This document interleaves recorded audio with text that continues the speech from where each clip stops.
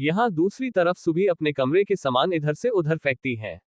कुशाग्र और सिया को एक साथ डांस करते याद कर उसकी आंखों में आंसू थे। वो खुद को शीशे में देखती है। आंखों में आंसू देख वो अपने आंसू लो पोंछते हुए बोली, सुभी तुम कमजोर नहीं हो, अपने प्यार को ऐसे नहीं खो सकती। खुद को इतना तकलीफ मत दो। उससे एक ना एक दिन तुम्हारे पास आना ही होगा। उसकी बातों में गुस्सा और जुनून साफ दिखाई दे रहा था। तभी उसे अपने कबाड़ के पास जाती है और खोल जल्दी जल्दी कपड़े बाहर फेंकती है, जैसे कुछ ढूंढ रही हो। अगले ही पल एक फोटो को देख उसके चेहरे पर मुस्कान आ जाती है। उस फोटो को लेकर शीशे के सामने खड़ी हो जाती है और फोटो देखते हुए बोली, कुशाग्र तुम मुझे कैसे भूल सकते हो, वो भी उस सिया के लिए। इतना बोल वहां पड़े कांचे के एक टुकड़े को उठा लेती है और कसकर मुट्ठी बंद कर लेती है। अगले ही पल उसके हाथ से खून बहने लगाता है। खून की एक एक बूंद जमीन पर गिर रही थी, जिसे देख सुभी जो रो रही थी वो मुस्कुराने लगाती है और अपनी हथेली को खोल बहते हुए खून को देख मुस्कुराने लगाती है और कुशाग्र की फोटो को देखते हुए बोली, तुम्हें कैसे पता नहीं चला कि मैं तुमसे कितना प्यार करती हूँ। कुशाग्र, मैंने तुमको टूट कर चाहा। मेरे प्यार ने तुम्हें पाने के लिए हर हद पार की है और हर सफर को तय किया है। पर मेरा प्यार और दर्द दिखता क्यों नहीं है? तुम्हारे लिए कितना तड़पी हूं मैं। एक एक दिन तुमसे दूर रहकर कैसे मैंने कटे हैं, ये सिर्फ मुझे पता है। मैं तुम्हारा इंतजार कर रही थी कि आखिर एक दिन तुम मेरे पास आओगे और मेरे प्यार को एक्सेप्ट करोगे, पर ऐसा कुछ भी नहीं हुआ। मेरा हर सपना टूट गया, वो भी उससे सिया के वजह से। उसे मैं छोड़ूंगी नहीं। मुझे पता है तुम उससे सिया को मजबूरी में झेल रहे हो। हम दोनों के बीच आकर उसने बहुत बड़ी गलती कर दी। उसे अभी पता नहीं है कि मैं तुम्हें पाने के लिए किस हद तक जा सकती हूँ। तुम्हें पता है ना, कॉलेज में अगर कोई भी लड़की तुम्हें नजर उठाकर देख ले, अगले दिन वो उसे कॉलेज में ही नहीं दिखती थी, क्योंकि मैं तुम्हें प्रोटेक्ट कर रही थी। मुझे बिल्कुल भी पसंद नहीं कोई तुम्हें देखे सिर्फ मेरे अलावा। मैंने तुम्हें पाने के लिए तुम्हें जैसी लड़की पसंद है बिल्कुल वैसी बनाने की पूरी कोशिश की। अचानक तुमसे दूर जाने का मैंने फैसला लिया और तुमसे दूर चली गई। इतने साल तुमसे दूर रही ताकि तुम्हें मेरी याद आए और तुम तड़पते हुए मेरे पास आ जाओ। पर इन सब मुझे पता ही नहीं चला कि मैं तुमसे कब इतना दूर हो गई। आखिर तुमने मेरे साथ ऐसा क्यों किया? कुशाग्र इतना बोल उसकी फोटो को देख रही थी और गुस्से से अपनी मुट्ठी बंद करती है। कांच के टुकड़े से उसके हाथों से खून तेजी से बह रहा था, पर इस वक्त सुभी के चेहरे पर कोई दर्द भाव नहीं थे। था तो उसकी आंखों में कुशाग्र को पाने का जुनून, जो अब पागलपन बन चुका था। उसे कुशाग्र के सिवा कुछ भी दिखाई ही नहीं दे रहा था। वही उसे सिया पर बहुत गुस्सा आ रहा था। सुबी अपने खून से शीशे पर सिया का नाम लिखती है और उस पर क्रॉस का निशान बनाते हुए बोली, कुशाग्र को मुझसे छीनने और दूर करने की मैं तुम्हें बहुत बड़ी सजा दूंगी। सिया, जिसकी कोई सीमा नहीं होगी, तुम्हें मैं इतनी तकलीफ दूंगी कि तुम खुद कुशाग्र को छोड़कर चली जाओगी। और अगर नहीं गई तो मैं हूं ना, धीरे धीरे तुम्हें सबसे दूर कर दूंगी। अभी तक तुमने मेरा प्यार देखा है, अब कुशाग्र के लिए मेरी जिद और पागलपन देखोगी। और कुशाग्र को भी पता चलेगा इस दुनिया में उसे सबसे ज्यादा प्यार करने वाली सिर्फ एक ही लड़की है, और वो मैं हूं, जो उसके लिए हर हद पार कर सकती है। इतना बोल प्यार से कुशाग्र की फोटो देखती है। उसके चेहरे की मुस्कुराहट बहुत ही ज्यादा खतरनाक थी। सुभी का ये रूप आज तक किसी ने नहीं देखा था। सभी के लिए सुभी मासूम सी और प्यारी थी, जो हर किसी से प्यार करती हूँ। गुस्सा तो उसे आता ही नहीं था। सुभी के इसी व्यवहार की वजह से हर कोई उसे बहुत प्यार करता था। उसके हर नखरे को उठता था। इस तरह सुबह हो चुकी थी। कुशाग्र की आंखें खुलती है तो देखता है सिया उसके सीने में अपने चेहरे को छुपाए बहुत ही अच्छी नींद में सो रही थी। कुशाग्र सिया को देखता है, उसके चेहरे पर मुस्कान आ जाती है। वो उसके माथे को चूम लेता है और उसे अच्छे से लेटा कर ब्लैंकेट से करता है और उठकर बाथरूम की तरफ चला जाता है। थोड़ी देर में कुशाग्र तैयार होकर बाहर आता है तो सिया को दिखाता है, जो अभी भी बहुत गहरी नींद में सो रही थी। ये पहली बार था जब सिया इतनी देर तक सो रही थी। कुशाग्र सिया के पास जाता है और उसके गाल कर धीरे धीरे अपनी उंगलियों को चलते हुए बोला, जान चलो उठ जाओ, सुबह हो गई है। कुशाग्र की बातों को सुन सिया हल्का सा मुस्कुरा देती है और आंखें खोल कुशाग्र को देखती है और उसकी गर्दन पर अपने दोनों हाथों को डाल कुशाग्र को अपने करीब करती है और उसके होठ को चूम लेती है और थोड़ा दूर होते हुए बोली, मुझे थोड़ी देर और सोना है, प्लीज सोने दीजिए ना। सिया के अचानक किस से करने से कुशाग्र के चेहरे पर मुस्कान आ जाती है और सिया के इतने प्यार से बोले पर वो उसे मना ही नहीं कर पाता है। सिया प्यारा सा चेहरा बनकर कुशाग्र को देखती है। कुशाग्र उसके बालों को अपनी उंगलियों से साइड करते हुए बोला, अच्छा ठीक है, थोड़ी देर और सो लो। कुशाग्र की बातों को सुन सिया मुस्कुरा देती है और कुशाग्र के गाल को चूम थैंक यू बोलती है और अगले ही पल दूसरे तरफ मुंह कर सो जाती है। कुशाग्र तो ये सब देख हैरान ही हो जाता है। उसे लगा था उसके हाँ बोलने से सिया उसे थोड़ी देर ऐसे ही प्यार करेगी, पर ऐसा कुछ भी नहीं होता है, बल्कि उसके हाँ बोलते ही सिया उसे छोड़ फिर से सो जाती है। वही कुशाग्र एक टक सिया को देखे तो जा रहा था। उसे तो समझ ही नहीं आता कि उसकी लिटिल वाइफ ने कितनी आसानी से उससे अपनी बातें मनवा ली। कुशाग्र सिया को देखता है और उसके हाथ को पकड़ अचानक खींचता है और उठाकर बैठा देता है। सिया मुंह बनते हुए अपनी आंखें खोलती है और बोली, अब क्या हुआ? कुशाग्र अपनी शर्ट को सिया को दिखाते हुए बोला, इसे पहन लो फिर सोना। सिया अपने सर को कुशाग्र के कंधे पर रख देती है और अपनी आंखें बंद कर लेती है और बोली, आप मुझे सोने ही नहीं देते हैं, ना रात में और ना अभी, मुझे सोना है। कुशाग्र सिया को देखता है और बोला, स्टूपिड गर्ल, तुम्हें सोना है तो सो जाओ, पर पहले इसे पहन लो। सिया आंखें बंद किए हुए अपने दोनों हाथों को आगे कर देती है। कुशाग्र गहरी सांस लेता है और सिया को शर्ट पहनने लगाता है। शर्ट पहनाकर उसे बेड पर लेटा देता है। सिया अपनी आंखें बंद किए हुए सो रही थी। कुशाग्र सिया के माथे को चूम वहां से जाने लगता है। तभी सिया कुशाग्र का हाथ पकड़ लेती है और अपनी आंखें खोल कुशाग्र को देखती है। कुशाग्र सिया को सवालिया नजरों से देखता है। सिया बोली, ब्लैंकेट ओढ़ना है? कुशाग्र हाँ में सर हिला देता है और ब्लैंकेट से सिया को कवर कर देता है। सिया अपनी आंखें बंद कर सो जाती है। कुशाग्र कुछ देर वही बैठे सिया को देखता रहता है। तभी उसका फोन बजता है, जिससे वो अपने होश में आता है और जल्दी से फोन की रिंग को बंद करता है ताकि सिया डिस्टर्ब ना हो, और वो अपने फोन को लेकर कमरे से बाहर चलता है। कुशाग्र बात करते हुए नीचे आता है। तभी सक्षम को देखता है, जो सोफे में बैठा लैपटॉप पर काम कर रहा था। कुशाग्र सक्षम के पास जाता है और अपने कॉल का कट कर सक्षम को देखते हुए बोला, तुमने चौहान इंडस्ट्री के सीईओ से बात की? उन्होंने मुझे कई बार ईमेल किया है मीटिंग फिक्स करने के लिए। कुशाग्र की बातों को सक्षम उसकी तरफ देखे हुए बोला, यस सर, मैंने अभी उनसे मीटिंग फिक्स कर दी है। जैसे ये शादी खत्म होती है और हम वापस जाकर उनसे मीटिंग कर सकते हैं, क्योंकि अभी चौहान इंडस्ट्री के सीईओ खुद यहाँ नहीं है, वो किसी मीटिंग से बाहर गए हैं और उन्हें लौटते भी ये वीक निकल जाएगा। कुशाग्र ने कहा, ओके। तभी वहां सभी आ जाते हैं और उन दोनों को देखते हुए बोले, तुम दोनों यहाँ क्या कर रहे हो? चलो नाश्ता करने चलते हैं, बहुत भूख लगी है। तभी कुशा नीचे आते हुए बोली, खाना? वाह, मुझे तो बहुत लगी है। कुशा की आवाज सुन कार्तिक ने कहा, हम कब से तुम लोगों का बाहर वेट कर रहे थे, तुम लोग नहीं आए, इसलिए हमको तुम्हें बुलाने आ गए, क्योंकि इसके बाद हम सबको बाहर जाना है, कुछ सामान लेने हैं। उसके बाद शाम को शादी की रस्में शुरू हो जाएंगी, जिसके बाद हम बाहर नहीं जा सकते हैं, इसलिए जल्दी चलो नाश्ता करने के लिए।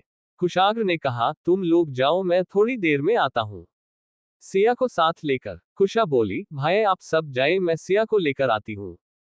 कुशाग्र अपनी सर्द आवाज में बोला, बिल्कुल भी नहीं, वो अभी सो रही है और मैं उसके उठने का वेट करूंगा, और जब उठ जाएगी तो हम दोनों बाहर आ जाएंगे, इसलिए तुम सब जाओ, हम थोड़ी देर में आ जाएंगे।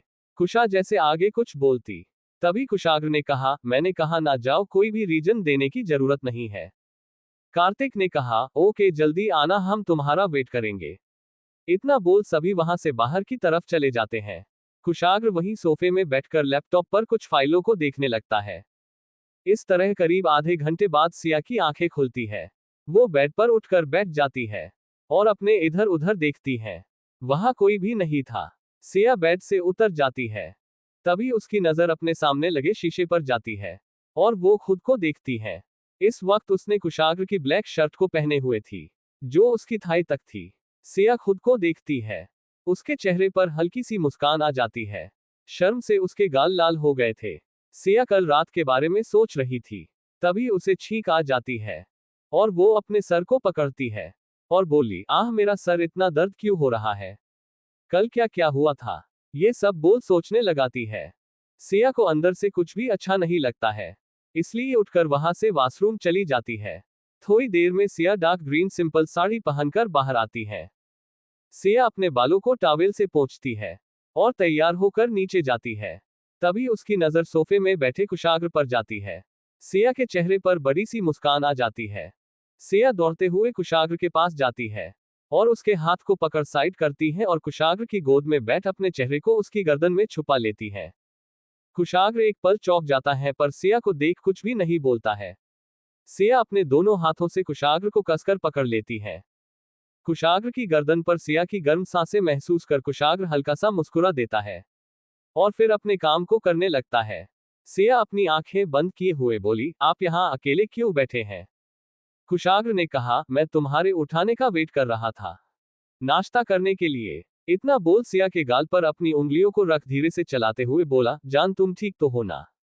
सिया अपनी आंखें खोल कुशाग्र को देखती है और बोली, पता नहीं, पर मुझे कुछ अच्छा नहीं लग रहा है। इतना बोल कुशाग्र के सीने में अपने सर को रख लेती है। कुशाग्र को सिया का शरीर गर्म महसूस होता है। वो उसके सर पर हाथ रखता है और बोला, तुमको तो बुखार है, तुम आराम करो, मैं डॉक्टर को कॉल करके बुलाता हूँ। कुशाग्र की बातों को सुन सिया मुंह बना लेती है और बोली, बिल्कुल भी नहीं, मुझे ठंड लग रही है, इसलिए आप कहीं नहीं जाएंगे। बस थोड़ी देर मुझे ऐसे भी बैठे रहने दीजिए और डॉक्टर को बुलाने की जरूरत नहीं है, हल्की सी बुखार है, थोड़ी देर में ठीक हो जाएगी। इतना बोल अपनी आंखें बंद कर लेती है। कुशाग्र एक नजर सिया को देखता है और उसे अच्छे से अपनी गोद में बैठते हुए अपने सीने से लगा लेता है और एक हाथ से अपने मोबाइल को लेकर मैसेज करने लगता है। सिया अपनी आंखें खोल कुशाग्र के हाथ से मोबाइल लेकर टेबल में रख देती है और उसके हाथ को अपनी कमर में रखते हुए बोली, थोड़ी देर चुपचाप शांत बैठे रहिए। कुशाग्र कुछ भी नहीं बोलता है। सिया अपनी आंखें बंद कर लेती है।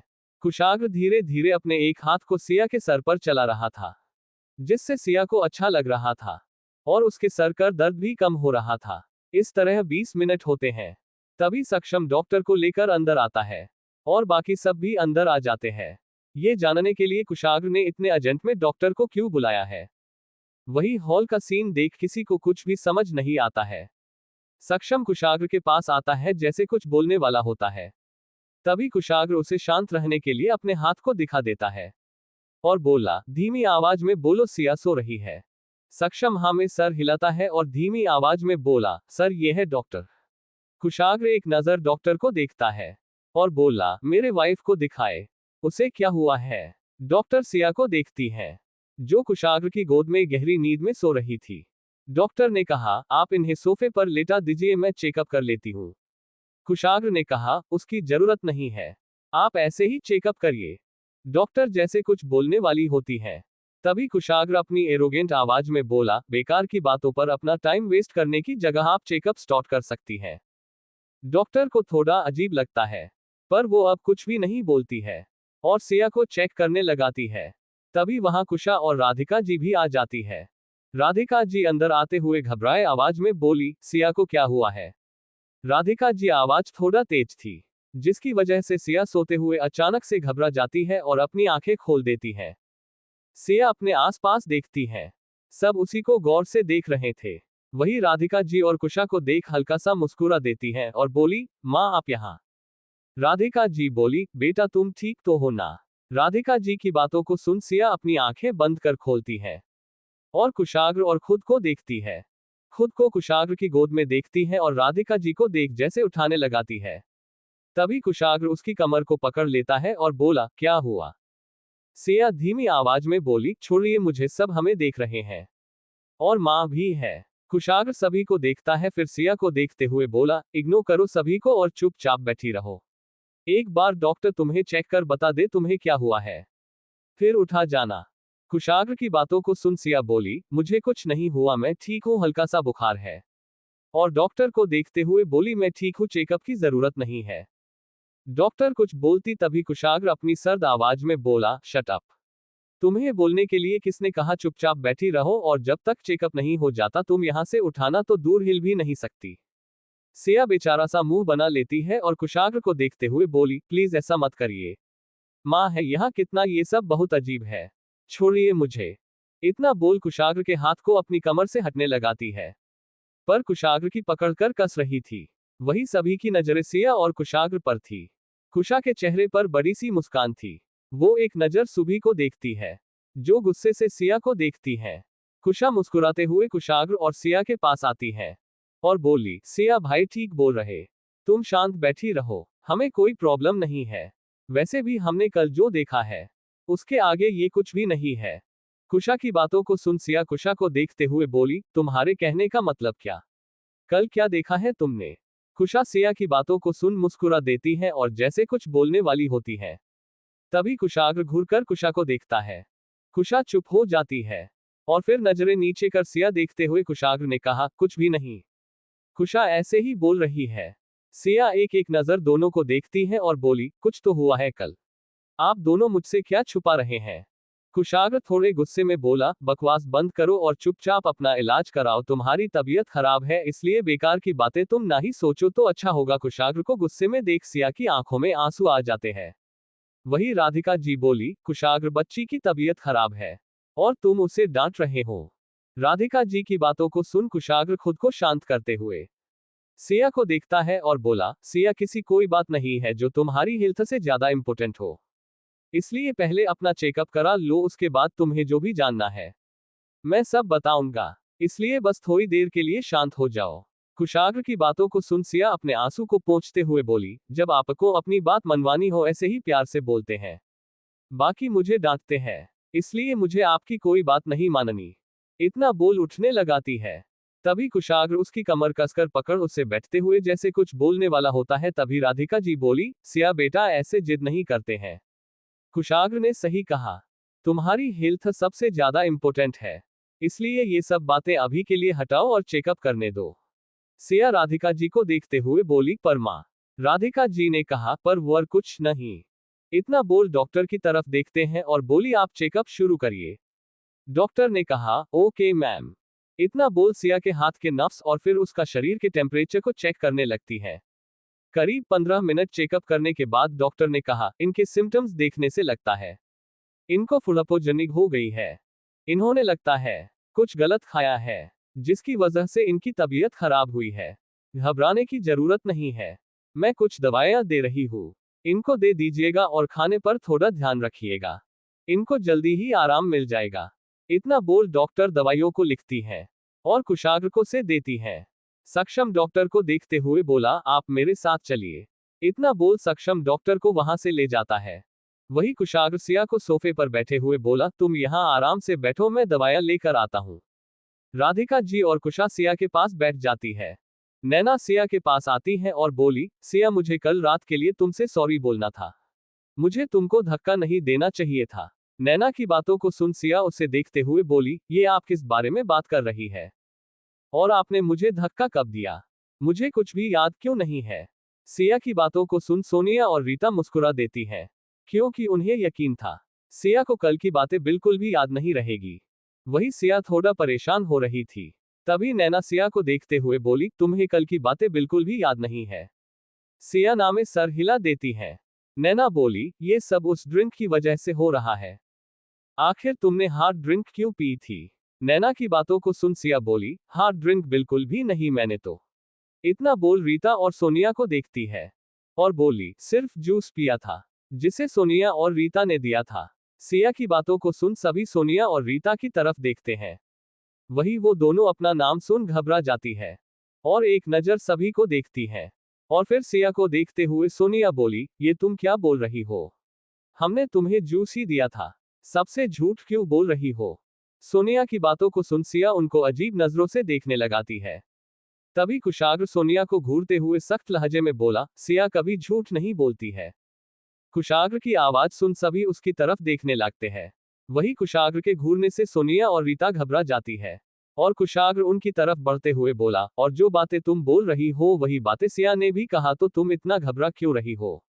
कुशाग्र की बातों को सुन सोनिया एक नजर सभी को देखती है और फिर कुशाग्र को देखते हुए अपनी कांपती आवाज में बोली, ऐसा कुछ भी नहीं है, मैं तो बस। कुशाग्र बात को बीच में काटते हुए बोला, कोई बेकार का इस कुछ नहीं सुना है मुझे, जो सच है वही बोलना। इतना बोल सोनिया की आंखों में देखने लगाता है। घबराहट में सोनिया कुछ भी नहीं बोलती है। वही माहौल को देखते हुए रीता बोली, हमने सिया को जूस ही दिया था, जिसे हमें वेटर ने ला कर दिया था, हमें इससे ज्यादा कुछ भी नहीं पता है। रीता की बातों को सुन सूरज ने कहा, इतनी सिंपल सी बात में तुम दोनों को घबराने की क्या जरूरत है?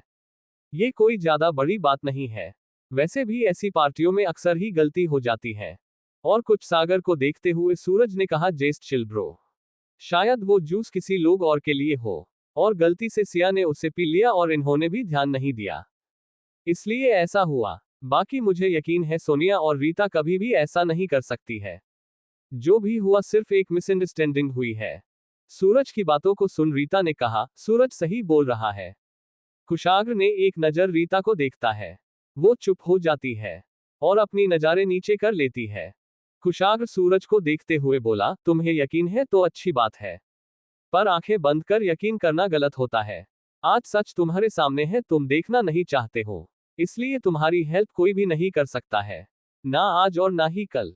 कुशाग्र की बातों को सुन सूरज उसे देखते हुए बोला, तुम्हारे कहने का मतलब क्या है?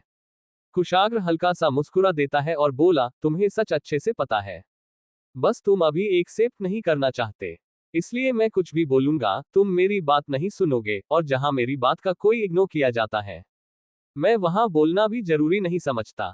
और इतना बोल रीता और सोनिया को देखते हुए बोला, अभी मैं चुप हूं, इसका ये मतलब नहीं कि मुझे कुछ पता नहीं है। मेरे अपनों के साथ मेरे सामने और मेरे पीठ पीछे क्या होता है, मुझे हर बात की खबर होती है, इसलिए खुद को होशियार और सामने वाले को बेवकूफ समझने की गलती ना ही करो तो बेहतर होगा। और एक इम्पोर्टेंट बात, ये पहली गलती थी इसलिए छोड़ रहा हूं। अगर ऐसी गलती दोबारा गलती से भी हुई तो मुझसे माफी की उम्मीद तो करना भी मत, क्योंकि मैं किसी को माफ नहीं करता हूं। मेरी नजर में गलती की सिर्फ एक ही माफी है और वो है सजा, और मेरा यकीन मानो मेरी दी गई सजा तुम बर्दाश्त नहीं कर पाओगी, इसलिए उतनी ही गलती करना जितनी सजा तुम बर्दाश्त कर सको। कुशाग्र की बातों को सुन सोनिया और रीता का गला ही सूख जाता है। वो कुशाग्र की आंखों में देखती हैं। उन्हें ऐसा लगता है जैसे कुशाग्र को सब कुछ पता है। कुशाग्र को गुस्से में देख राधिका जी बोली, अच्छा ठीक है, ये सारी बातें अभी के लिए हटाओ, और कुशाग्र तुम जाकर सिया की दवाई लेकर आओ, उसकी तबीयत खराब है। राधिका जी की बातों को सुन कुशाग्र ने कहा, ओके मॉम, मैं अभी लेकर आता हूँ। इतना बोल वो वहां से चला जाता है। कुशाग्र को जाता देख सोनिया और रीता सुकून की सांस लेती है। दोनों को जान में जान आती है। कुशाग्र की बातों को सुन दोनों की ही हालत खराब हो जाती है। वो सभी की नजरों से बचती हुई वहां से चली जाती है। वही सुबह भी उनके पीछे पीछे चली जाती है। राधिका जी सिया के सर पर हाथ रखते हुए बोली, बेटा तुमको तो तेज बुखार है, चलो अपने कमरे में और आराम करो। सिया हाँ में सर हिला देती है और वहां से राधिका जी के साथ उनके कमरे में चली जाती है। वही कुशा कुशाग्र के पीछे जाती है और बोली, भाई एक मिनट, मुझे आपसे बात करनी है। कुशा की आवाज सुन कुशाग्र रुक जाता है और पीछे मुड़ कुशा को देखता है। कुशा दौड़ते हुए कुशाग्र के पास आती है और बोली, मुझे कुछ पूछना है आपसे। कुशाग्र ने कहा, हाँ पूछो। कुशा बोली, आप अभी जैसे रीता और सोनिया से बातें कर रहे थे, क्या आप कुछ जानते हैं? उन्होंने जानबूझकर सिया के साथ कुछ किया है, और अगर आप सब कुछ जानते हैं तो अभी तक इतने शांत क्यों है? कुशा के इतने सवालों को सुन कुशाग्र ने कहा, तुम्हें इन सब के बारे में सोचने की जरूरत नहीं है, मैं सब कुछ संभाल लूंगा। कुशा उसे अपनी टेढ़ी नजर से देखती हुई बोली, भाई आपके कहने का मतलब क्या है?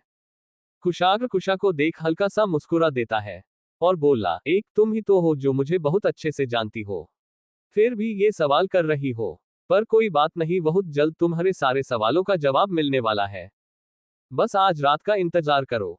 अब मैं चलता हूँ। इतना बोल वहां से चला जाता है। वही कुशा कुशाग्र को जाते देख हल्का सा मुस्कुरा देती है और बोली, यू आर टू गुड भाई। अब उन डायनों की खैर नहीं, क्योंकि मैदान में कुशाग्र सिंह राठौड़ उतर चुके हैं, अब तो मजा आएगा। इतना बोल कुशा होते हुए अंदर चली जाती है, सिया और राधिका जी के पास। यहाँ दूसरी तरफ सोनिया और रीता सुबह के कमरे में बैठी खुश हो रही थी कि किसी को उन पर कोई शक नहीं हुआ और अब वो दोनों सेफ है। वही सुबह अपने ख्यालों में खोई हुई बोली, पक्का आप दोनों को किसी ने भी जूस में मिलते हुए कुछ भी नहीं देखा है? सुबह की बातों को सुन रीता बोली, हाँ हमें यकीन है, पर तुम ये सब क्यों पूछ रही हो? अब तो सब कुछ क्लियर हो गया है। सुबह उन दोनों को देखते हुए बोली, बिल्कुल भी नहीं, अभी कुछ भी क्लियर नहीं हुआ है, बल्कि अब तो बहुत कुछ होने वाला है। मैं जितना कुशाग्र को जानती हूँ और उनकी बातों को सुन मुझे 100% यकीन है, उन्हें आप दोनों के बारे में सब कुछ पता है, और उन्होंने आप दोनों को इनडायरेक्टली वार्निंग भी दे दी है। इसलिए मेरी मानिए तो आप दोनों अपना ध्यान रखिएगा। अब आप दोनों के साथ किसी भी वक्त कुछ भी हो सकता है। सुबी को बातों को सुन सोनिया बोली, ये तुम क्या बोल रही हो? ऐसा कुछ भी नहीं है। अगर कुशाग्र को कुछ भी पता होता तो तुमको लगता है वो हमें छोड़ता? सुबी बात को बीच में काटते हुए बोली, यही तो मैं आपको बता रही हूँ। कुशाग्र ने आपको छोड़ा नहीं है, बल्कि उसने तो अभी तक सजा भी डिसाइड कर ली होगी। एक बार उसने ऐसा एक और लड़के के साथ किया था। उसे लड़के की नैना दी के साथ बदतमीजी की थी और उन्हें कॉलेज में बहुत परेशान किया करता था। प्रिंसिपल का बेटा होने की वजह से वो बच जाया करता था, पर कुशाग्र ने उसके साथ यही किया था। पूरी कॉलेज के सामने ऐसे प्रेटेंड किया को उसने उसे माफ कर दिया है, पर अगले दिन उसके साथ जो हुआ कोई सोच भी नहीं सकता था। उसे कॉलेज नहीं बल्कि देश छोड़कर जाना पड़ा और आज तक वो यहाँ वापस नहीं आया है। इसलिए कुशाग्र को खामोशी शांति नहीं है, बल्कि आने वाले तूफान की चेतावनी है। इसलिए मैं अपने एक्सपीरियंस से बता रही हूँ, आप दोनों अपना ध्यान रखें और कुशाग्र सिया से जितना दूर हो सके दूर ही रहिए। फ्री हाल आप दोनों के लिए यही अच्छा है। सुबी की बातों को सुन सोनिया और रीता घबरा जाती है, पर अपनी घबराहट को छुपाते हुए रीता बोली, ये तुम क्या बोल रही हो? ऐसा कुछ नहीं है, और हमने अपने काम को इतनी सफाई से किया कि किसी को कुछ भी नहीं पता है। वैसे भी अगर ऐसा कुछ होता तो कुशाग्र सबके सामने जरूर कुछ बोलता। उसके पास कोई प्रूफ नहीं है। वो सिर्फ हमें डराने की कोशिश कर रहा था ताकि हम दोनों डर जाए और अपनी गलती वही सबके सामने एक्सेप्ट कर ले। सुबी बोली, वो कुशाग्र है, उसे किसी भी प्रूफ की जरूरत नहीं है। और एक बात, वो कोई भी बात सोच समझ कर ही बोलता है। इसलिए ये बातें अपने दिमाग से निकल दीजिए और आप कुछ दिनों के लिए शांत ही रहिएगा। सुबी की बातों को सुन सोनिया बोली, ये तुम क्या बोल रही हो? क्या तुम अपने प्यार को भूल पीछे हट रही हो? सुबी थोड़ा गुस्से में बोली, बिल्कुल भी नहीं। बस अभी कुछ दिनों के लिए मैं शांत हूँ, क्योंकि अगर मुझे सिया को हराना है तो उसको कमजोरी जाननी होगी। और अब जब तक मैं सब कुछ उसके बारे में जान नहीं जाती मैं कुछ भी नहीं करने वाली। और एक सही मौके का इंतजार करूंगी, क्योंकि सिया को मेरे बारे में सब कुछ पता है। और मैंने देखा कुशाग्र सिया की हर बात पर आंखें बंद कर यकीन करता है। और अभी मैंने कुछ भी उसके साथ किया और सिया ने कुशाग्र से मेरे बारे में सब कुछ बोल दिया, तो कुशाग्र हमेशा के लिए मुझे दूर चला जाएगा। एक तो कितने सालों बाद हम मिले हैं और मैं किसी भी गलती से कुशाग्र को खुद से दूर नहीं जाने दूंगी, चाहे उसके लिए मुझे कुछ दिन और इंतजार क्यों ना करना पड़े। वैसे भी आप दोनों की वजह से कुशाग्र गुस्से में है, मैं उन्हें और गुस्सा नहीं दिलाना चाहती हूँ। इसलिए अब से और अभी से आप दोनों को इन सब में पड़ने की जरूरत है। मुझे क्या करना है और सिया को कुशाग्र से कैसे दूर करना है मैं अपना देख लूंगी। इतना बोल वहां से चली जाती है। वही सोनिया थोड़ा गुस्से में बोली, ये लंकी पागल हो गई है। एक तो इतना बड़ा रिस्क लेकर हमने इसकी हेल्प की, उल्टा ये हमें एटीट्यूड दिखा रही है। रीता बोली, तुम ठीक बोल रही है। आज सारी बातों को सुनने के बाद इसे लगता है ये सिया और कुशाग्र को अलग कर सकती है। बिल्कुल भी नहीं। तुमने देखा है ना, कुशाग्र को सिया पर कितना यकीन है। मुझे लगता था सिया ने कुशाग्र को अपनी मासूमियत से फंसाया है, पर अब मुझे यकीन हो गया है ऐसा बिल्कुल भी नहीं, बल्कि कुशाग्र है जो सिया को खुद से एक पल के लिए दूर नहीं करना चाहता है। राधिका आंटी के आने से सिया कुशाग्र से दूर होना चाहती थी, पर कुशाग्र उसे छोड़ ही नहीं रहा था। ये सब देख मुझे नहीं लगता है सुबी कभी दोनों को अलग कर पाएगी।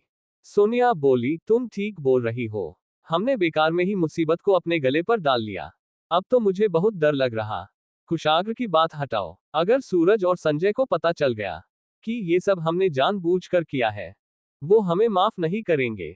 वैसे भी इस वक्त मेरे और सूरज के बीच कुछ भी ठीक नहीं है, और अब ये सब मैं कैसे संभलूंगी? रीता बोली, तुम परेशान मत हो, मैं तुम्हारे साथ हूँ। बस अब ये बातें तुम गलती से भी किसी के सामने कुछ मत बोलना, और ये सब भूल जाओ। सोनिया हमें सर हिला देती है। दोनों थोड़ी देर वही रुकती हैं और खुद को नॉर्मल कर वहां से चली जाती है।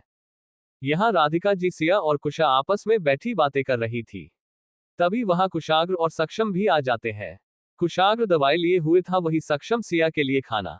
सक्षम थाली को राधिका जी को देते हुए बोला, मां सिया को खाना खिला दीजिए, फिर उसे दवाई भी खानी है। सिया थाली को देखते हुए बोल, मेरा मन नहीं है। राधिका जी बोली, बिल्कुल भी नहीं, अपनी हेल्थ से कोई भी मजाक मत करो, चुपचाप खाना खाओ और दवाई खाकर आराम करो, थोड़ी देर में तुम ठीक हो जाओगी और फिर शाम को हमें फंक्शन भी एंजॉय करने हैं। अगर तुम ठीक नहीं हुई तो मैं तुम्हें नीचे नहीं जाने दूंगी, चाहे फिर मुझे तुम्हारे साथ ही क्यों न रुकना पड़े। राधिका जी की बातों को सुन सिया बेचारा से मुंह बनाकर कुशा, सक्षम और कुशाग्र को देखती है। पर वो तीनों उसकी कोई भी हेल्प नहीं करते हैं, जिसे देख सिया समझ गई थी कि अब उसे उनकी बात मानी ही होगी, इसलिए वो चुपचाप राधिका जी के हाथों से खाना को खाने लगती है। जैसे ही खाना खत्म होता है, कुशाग्र सिया को दवाई खिला देता है, तभी वहां नैना आ जाती है और सिया को देखते हुए बोली, सिया तुम ठीक तो हो ना? सिया हाँ में सर हिला देती है। वही नैना कुशाग्र को देखते हुए बोली, हमें बाहर जाना था, काफी टाइम हो गया है, चलो चलते हैं, फिर हमें लौटना भी है। कुशाग्र ने कहा, ओके तुम चलो, मैं थोड़ी देर से आता हूँ। नैना ओके इतना बोल जाने लगती है, तभी सिया नैना की तरफ देखते हुए बोली, आप लोग कहाँ जा रहे हैं?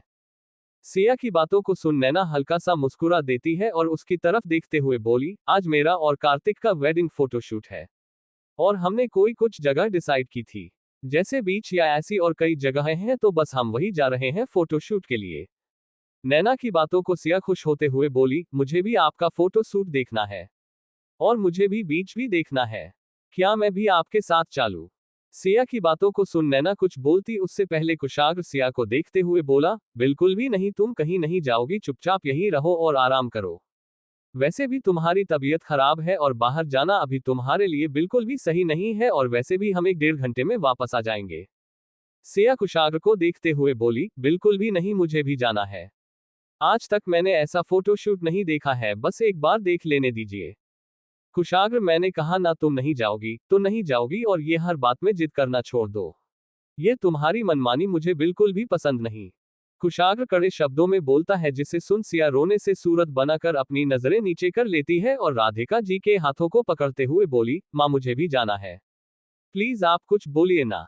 राधिका जी बोली, सॉरी सिया, इसमें मैं तुम्हारी कोई हेल्प नहीं कर सकती, क्योंकि कुशाग्र बिल्कुल सही बोल रहा है। तुम्हारी तबीयत खराब है बेटा, तुम्हें बाहर नहीं जाना चाहिए, और अभी तुमने दवाई भी खाई है, इसलिए आधी 1 घंटा तुम्हें रेस्ट करना बहुत जरूरी है। राधिका जी की बातों को सुन सिया बोली, माँ आप ऐसा मत बोलिए प्लीज। राधिका जी बोली, बेटा अगर तुम्हारी तबीयत खराब नहीं होती तो मैं तुम्हें कभी नहीं रोकती। सभी की बातों को सुन सिया मुंह बना लेती है और बेड पर लेटकर खुद को ब्लैंकेट से कवर करते हुए बोली, अगर आप सब मुझे नहीं जाने देंगे तो मैं किसी से बात नहीं करूंगी। सिया की बातों को सुन कुशाग्र अपने दोनों हाथों को बांध लेता है और उसे घूर कर देखते हुए बोला, कोई जरूरत नहीं है बात करने की, और 1-2 घंटे तो बिल्कुल भी जरूरत नहीं है, इसलिए चुपचाप सो जाओ। कुशाग्र की बातों को सुन सिया अपने चेहरे से ब्लैंकेट हटती है और कुशाग्र को देखते हुए बोली, आपसे तो मैं कभी बात नहीं करूंगी, आप बहुत बुरे हैं। इतना बोल फिर अपने चेहरे पर ब्लैंकेट डाल देती है। सिया की बातों को सुन कुशा, सक्षम, नैना और राधिका जी मुस्कुरा देते हैं। वही कुशाग्र एक नजर सभी को देखता है और सिया को देखते हुए बोला, स्टूपिड गर्ल, कुछ भी बोलती रहती है। इतना बोल वहां से बाथरूम की तरफ चला जाता है। वही कुशाग्र के जाते ही सभी एक दूसरे को देखते हैं और हंसने लगते हैं। सभी की हंसने की आवाज सुन सिया अपने चेहरे से ब्लैंकेट हटा देती है और उन सब को देखते हुए बोली, आप लोग हंस क्यों रहे हैं? मैं मजाक नहीं कर रही हूँ, मैं सच में बहुत गुस्सा हूँ और मैं किसी से बात नहीं करूंगी, चाहे कुछ भी हो जाए। राधिका जी बोली, तुम आराम करो, हम यही नीचे हैं। इतना बोल वहां से जाने लगती है। राधिका जी के पीछे पीछे सभी चले जाते हैं। सिया सबको अजीब नजरों से देखते हुए बोली, गजब बेइज्जती है, कोई मुझे सीरियसली लेता ही नहीं है। पर मैं सच में गुस्सा थी, और अभी भी हूँ। मुझे लगा था अगर मैं गुस्सा हो जाऊंगी तो सब मुझे जाने देंगे, पर किसी को मेरे गुस्सा होने से कोई फर्क ही नहीं पड़ता, किसी को मेरी कोई परवाह नहीं है। इतना बोल ही रही थी तभी बाथरूम का गेट खुलता है और कुशाग्र बाहर आता है। कुशाग्र को देख सिया उठकर बैठ जाती है। कुशाग्र एक नजर सिया को देखा है और फिर शीशे के सामने आकर तैयार होने लगाया है। कुशाग्र ने जीन्स की ब्लू शर्ट और नीचे व्हाइट पैंट पहने हुए था, जिसमें वो बहुत ही ज्यादा हैंडसम और अट्रैक्टिव लग रहा था। सिया एकटक कुशाग्र को देख रही थी। वही कुशाग्र शीशे से सिया को देखते हुए बोला, क्या हुआ, तुम मुझे ऐसे क्यों घूर रही हो? कुशाग्र की बातों को सुन सिया पाउट बनाते हुए प्यार से बोली, आप मुझे यहाँ अकेला छोड़कर चले जाएंगे? देखिए मुझे, मैं कितना बीमार हूँ, यहाँ अकेले रहकर मैं परेशान हो जाऊंगी। प्लीज मुझे अपने साथ ले चलिए, मुझे अच्छा लगेगा और देखिएगा मैं जल्दी ठीक हो जाऊंगी। सिया की बातों को सुन कुशाग्र उसकी तरफ देखाता है और धीरे धीरे कदमों से उसके पास आने लगता है। कुशाग्र को अपने पास आता देख सिया हल्का सा घबरा जाती है, पर अपने चेहरे पर घबराहट को आने नहीं देती और मुस्कुराते हुए बोली, मुझे आपके साथ बीच में जाना था, प्लीज ले चलिए। इतना बोल चुप हो जाती है और कुशाग्र को देखने लगती है। कुशाग्र सिया के पास आता है और अपनी एक उंगली से सिया के बालों को उसके कान के पीछे करते हुए बोला, जान ये तुम्हारी इमोशनल लाइन का मुझ पर कोई असर नहीं होगा। तुम मुझे जानती हो ना, मैंने एक बार जो बोल दिया तो बोल दिया, अब कुछ भी नहीं हो सकता। और रही बात साथ में बीच देखने की, तो तुम परेशान मत हो, मैं तुम्हारी हर ख्वाहिश से पूरी करूंगा। बस पहले तुम ठीक हो जाओ, क्योंकि मेरे लिए सबसे इंपॉर्टेंट तुम हो। उसके बाद बाकी सब, तुम्हारी ख्वाहिशें भी। इसलिए चुपचाप अच्छी वाइफ की तरह मेरी बात मानो और लेटकर आराम करो। मैं जल्दी वापस आ जाऊंगा। अगर नैना ने जिद नहीं की होती तो मैं जाता भी नहीं, पर मैं सिर्फ कुछ देर के लिए ही जा रहा हूं। उसके बाद मैं वापस आ जाऊंगा। इसलिए तुम्हें परेशान होने की जरूरत नहीं है। तुम बस सो जाओ, जैसे ही तुम उठोई मैं तुम्हारी आंखों के सामने रहूंगा। ये मेरा वादा है। सिया बोली, मुझे नींद नहीं लगी है, मैंने बहुत देर तक सोया है। सच में मुझे बिल्कुल भी मन नहीं है सोने का। और वैसे भी आप बोलते हैं ना, आपको मेरे बिना बिल्कुल भी अच्छा नहीं लगता। तो फिर आप मेरे बिना वहां जाएंगे तो आपको सच में अच्छा नहीं लगेगा। इसलिए प्लीज ले चलिए ना। इतना बोल बेड पर अपने घुटनों के बाल बैठ जाती है और थोड़ा ऊपर उठाते हुए कुशाग्र के गले पर अपने दोनों हाथ को डाल प्यार से बोली, आप मेरी बात नहीं मानेंगे। सिया की बातों को सुन कुशाग्र उसे देखता है और उसके होठों को चूम लेता है और अपने होठों को सिया के कान के पास ले जाता है और धीरे से बोला, इतने भी प्यार से मत बोलो जान, वरना तुम्हें प्रॉब्लम हो जाएगी। सिया कुशाग्र से थोड़ा दूर होती है और बोली, ऐसा नहीं है, मैं तो बस इतना बोली ही थी। कुशाग्र हल्का सा मुस्कुरा देता है और बोला, पर मेरा कहने का वही मतलब था जो तुम समझ रही हो। अगर तुम तैयार हो तो मैं भी नहीं जाऊंगा। कुशाग्र की बातों को सुन सिया की आंखें बड़ी हो जाती है और सिया कुशाग्र को देखते हुए बोली, आप। कुशाग्र सिया के थोड़ा करीब जाता है और बोला, बहुत स्मार्ट ही। सिचुएशन को कैसे संभालना है मुझे बहुत अच्छे से आता है। तो बताओ, तुम्हें मेरी बात मंजूर है? सिया कुछ भी नहीं बोलती है, क्योंकि उसके पास कोई शब्द ही नहीं थे। सिया के चेहरे के उड़े हुए रंग को देख कुशाग्र हंस देता है और सिया के गाल को पकड़ खींचते हुए बोला, तो ठीक है, मैं चलता हूं। तुम्हारा जवाब मुझे पता चल गया। इतना बोल कुशाग्र वहां से मुस्कुराते हुए जाने लगता है। वही सिया अभी भी आंखें बड़ी कर उसे जाते हुए देख रही थी और बोली, सच में एक नंबर के साधु है, इनको मानना कितना मुश्किल है। इतना बोल बेड से उतर जाती है और कुशाग्र के पीछे जाते हुए बोली, मेरी बात तो सुनिए। इतना बोल कुशाग्र के पीछे पीछे नीचे आ जाती है। सभी हॉल में कुशाग्र के आने का वेट कर रहे थे। कुशाग्र अपने हाथ में पहनी घड़ी को सही करते हुए नीचे आ रहा था। सभी उसे देखते ही रह जाते हैं, क्योंकि वो बहुत ही ज्यादा हैंडसम लग रहा था। सुबह की तो नजरें उसे पर टिकी गई थी। कुशाग्र नीचे आता है। कार्तिक उसे देखते हुए बोला, चलो चलते हैं।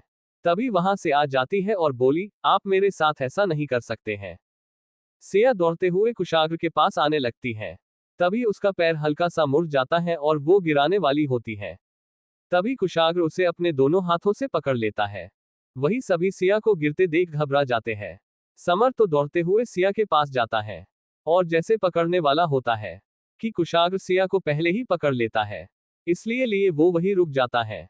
सिया घबरा जाती है और कसकर कुशाग्र को पकड़ लेती है। कुशाग्र सिया को पकड़े हुए गुस्से से समर को देखता है। समर अपनी नजरें नीचे कर 2 कदम पीछे हो जाता है। कुशाग्र समर को देखते हुए बोला, बीवी है मेरी, मैं उसे संभाल सकता हूं, इसलिए अगली बार मदद का ख्याल भी गलती से अपने ख्याल में मत लाना। कुशाग्र की बातों को सुन समर गुस्से से अपनी मुट्ठी बांध लेता है और बोला, सॉरी। इतना बोल पीछे हट जाता है। वही सिया कुशाग्र को देखती है। वो गुस्से में था। कुशाग्र सिया को खड़ा करता है और उसे घूरते हुए गुस्से में बोला, तुम्हारा दिमाग खराब है क्या? तुम्हारी तबीयत खराब है? तुम्हें दौड़कर नीचे आने की क्या जरूरत थी? अगर तुम गिर जाती और तुम्हें चोट लग जाती तो? सिया अपनी नजरें नीचे कर लेती है, धीमी आवाज में बोली, सॉरी मेरा ध्यान नहीं था, मैं तो। तभी कुशाग्र बीच में बोला, कितनी बार बोला है अपना ध्यान रखा करो, पर तुम मेरी बात सुनती ही नहीं हो। बहुत मनमानी करने लगी हो आजकल। कुशाग्र के गुस्से को देख सिया डर जाती है। वही सिया को ऐसे देख समर को सिया के लिए बहुत बुरा लगता है। सिया गिराने वाली थी, उसे चोट लगी या नहीं ये पूछने की वजह कुशाग्र का गुस्सा करना समर को बिल्कुल भी अच्छा नहीं लगता है। समर जैसे ही कुछ बोलने वाला होता है, उससे पहले राधिका जी बोली, कुशाग्र सिया की तबीयत खराब है, ऐसे डांटना अच्छी बात नहीं है, ये सब गलती से हुआ है, बस छोड़ो भी और तुम सब जाओ। कुशाग्र घूरकर सिया को देखता है और बोला, अब उछल कूद बंद करो और चुपचाप जाकर अपने बेड पर लेट जाओ। मैं थोड़ी देर में वापस आता हूँ। और एक बात, जब तक मैं यहाँ नहीं हूँ अपना ख्याल रखना, अगर तुम्हें कोई भी तकलीफ पहुंची तो मुझसे बुरा कोई नहीं होगा, समझी तुम? सिया हाँ में सर हिला देती है। नैना राधिका जी की तरफ देखती है और बोली, आंटी अब हम चलते हैं। अगर आपको कोई भी प्रॉब्लम होगी तो आप हमें कॉल कर दीजिएगा। राधिका जी हल्का सा मुस्कुरा देती हैं और बोली, बेटा तुम परेशान मत हो, मैं सब संभाल लूंगी। तुम लोग अच्छे से जाना और एंजॉय करना। सिया आंखों में आंसू लेकर कुशाग्र को देखती है और उसके थोड़ा पास आती है और अपनी उंगलियों से उसके हाथ की शर्ट को पकड़ते हुए धीरे से बोली, मुझे भी चलना है। इतना बोल अपनी नजारे उठाकर कुशाग्र को देखती है। कुशाग्र सिया को देखता है। उसकी आंखों में आंसू को देख अपनी आंखें बंद खुद को शांत करता है और आंखें खोल सिया को देखते हुए बोला, वहां ऐसा कुछ भी नहीं है जिसके लिए तुम इतना उदास हो रही हो। हम थोड़ी देर में वापस आ जाएंगे। तुम्हें मैं नहीं ले जा सकता, समझो ना यार, तुम्हारी तबीयत खराब है। अगर तुम कहो तो मैं भी नहीं जाऊंगा, क्योंकि इस वक्त मेरे लिए सिर्फ तुम इम्पोर्टेंट हो और कुछ भी नहीं। कुशाग्र की बातों को सुन सूरज ने कहा, कुशाग्र तुम क्या बोल रहे हो? कुशाग्र सभी को देखता है और बोला, मैं सही बोल रहा हूँ। वैसे ही मुझे फोटो शूट में कोई भी इंटरेस्ट नहीं है और मेरा वहां कोई काम नहीं है, इसलिए मेरा जाना ना जाना दोनों ही बराबर है। तो तुम सब चले जाओ, मैं नहीं जाऊंगा। कुशाग्र की बातों को सुन सभी उदास हो जाते हैं। वही ये सब सुन सिया बोली, आप चले जाइए, मुझे नहीं जाना। सिया की बातों को सुन कुशाग्र ने कहा, ये तुम क्या बोल रही हो? सिया बोली, आपको मेरी वजह से रुकने की जरूरत नहीं है, आप चले जाए। सिया की बातों को सुन कुशाग्र ने कहा, मैं तुम्हारे कहने से नहीं रुक रहा हूं, बल्कि तुम्हारे लिए रुक रहा हूं। और सच में मेरा मन नहीं है जाने का, और तुम्हें यहां अकेला छोड़कर तो बिल्कुल भी नहीं। सिया कुछ भी नहीं बोलती है। तभी सुभी बोली, बस कुछ टाइम की तो बात है, और नैना दी का बहुत मन था सबके साथ फोटो शूट करने का। अगर आप नहीं जाएंगे तो उन्हें बिल्कुल भी अच्छा नहीं लगेगा। सुभी की बातों को सुन कुशाग्र उसकी तरफ देखते हुए बोला, कार्तिक और नैना की शादी है तो वहां मेरा होना और ना होना इम्पोर्टेंट नहीं करता, इसलिए तुम्हें परेशान होने की जरूरत नहीं है, मैं नैना को समझा दूंगा। सुभी अब कुछ भी नहीं बोलती है। नैना ने कहा, कोई बात नहीं कुशाग्र, अगर तुम्हारा मन नहीं है तो मैं तुम्हें फोर्स नहीं करूंगी, हम चलते हैं। इतना बोल जैसे ही जाने लगती है तभी सिया बोली, इसमें फोर्स करने की कोई बात नहीं है नैना, मेरी वजह से आप लोगों का प्लान खराब हो रहा है, उसके लिए सॉरी। और आप उदास मत हो, कुशाग्र जी भी आप सबके साथ जा रहे हैं। कुशाग्र सिया की तरफ दिखाता है। सिया उसके हाथों को अपने दोनों हाथ से कसकर पकड़ते हुए धीरे से बोली, आप जाए, मैं अपना ख्याल रख लूंगी, बस जल्दी आ जाएगा, मैं इंतजार करूंगी। कुशाग्र सिया को देखते हुए बोला, पर सिया बोली, पर वर कुछ नहीं, अब आप लोग जाए, मैं माँ के साथ हूँ। इतना बोल कुशाग्र का हाथ छोड़ राधिका जी के पास आ जाती है। सिया की बातों को सुन संजय ने कहा, ओके अब सब कुछ फाइनल हो गया है, इसलिए अब कोई कुछ नहीं बोलेगा और सब कोई चलते हैं, वैसे भी काफी टाइम हो गया है। कार्तिक ने कहा, हाँ क्यों नहीं, चलो चले। इतना बोल सभी जाने लगते हैं। कुशाग्र सिया को ही देख रहा था। सिया सभी को देख हल्का सा मुस्कुरा देती है। कुशा सिया को देखते हुए बोली, तुम ठीक हो ना? सिया बोली, हाँ बिल्कुल ठीक हूँ, अब जाओ भी। कुशा को पता नहीं पर सिया को ऐसे छोड़कर जाना बिल्कुल भी अच्छा नहीं लगता है। सभी वहां से बाहर चले जाते हैं। सिया और राधिका जी सभी को जाते हुए देख रही थी। कुशाग्र जाते हुए बार बार सिया को देखता है। सिया मुस्कुराते हुए सभी को देख रही थी। अब सभी वहां से कार के पास आ जाते हैं। सिया राधिका जी को देखते हुए बोली, माँ मैं आराम करने जाती हूँ। इतना बोल वहां से अपने कमरे में चली जाती है। राधिका जी को पता था सिया उदास है, इसलिए वो कुछ भी नहीं बोलती है। वही सभी कार में बैठने लगते हैं। तभी कुशा बोली, आप सब जाएं, मुझे नहीं जाना। कुशा की बातों को सुन नैना ने कहा, क्या हुआ कुशा? कुशा बोली, सॉरी नैना दी, मैं सिया को ऐसे अकेले छोड़कर नहीं जा सकती हूँ, और वैसे भी ये आपका फोटो शूट है, इसमें मेरी कोई भी जरूरत नहीं है, मेरा जाना तो बेकार ही है, इसलिए आप सब जाए, मैं नहीं जाऊंगी। कुशा की बातों को सुन नैना बोली, कुशा कुछ वक्त की बात है, हम जल्दी आ जाएंगे। कुशा बोली, दी आप सही हो, पर मैं भी गलत नहीं हूँ, इसलिए सॉरी। इतना बोल कुशा वहां से रिजॉर्ट के अंदर आ जाती है। नैना सभी को देखती है। कार्तिक ने कहा, नैना उदास नहीं होते हैं, बाकी सब चल रहे हैं ना, चलो चलते हैं। सभी कार में बैठ निकल जाते हैं। वही सुबी तो बहुत ज्यादा खुश थी। आज कुशाग्र के पास ना सिया है और ना ही कुशा। इस तरह वो कुशाग्र के साथ कुछ वक्त बिता सकती है। ये सब सोचकर सुबी बहुत खुश हो रही थी। वही कुशाग्र को बार बार सिया का उदास चेहरा याद आता है। यहाँ दूसरी तरफ सिया उदास होकर अपने कमरे में आ तो जाती है, पर उसे नींद बिल्कुल भी नहीं आती है। वो उठकर बैठ जाती है और बोली, हद है, आज तो नींद भी नहीं आ रही है। इतना बोल बेड से उठ जाती है और कमरे से बाहर निकल नीचे हॉल में आती है तो देखती है कुशा और राधिका जी बैठे हुए आपस में बातें कर रही थी। कुशा को देख सिया उसके पास आते हुए बोली, कुशा तुम यहाँ। कुशा सिया की आवाज सुन बोली, तुम सोई नहीं? सिया बोली, नींद नहीं आ रही थी। ये सब छोड़ो, तुम गई नहीं? कुशा सिया के पास आती है और उसके हाथ को पकड़ते हुए बोली, मैं तुम्हें छोड़कर कैसे जा सकती हूँ?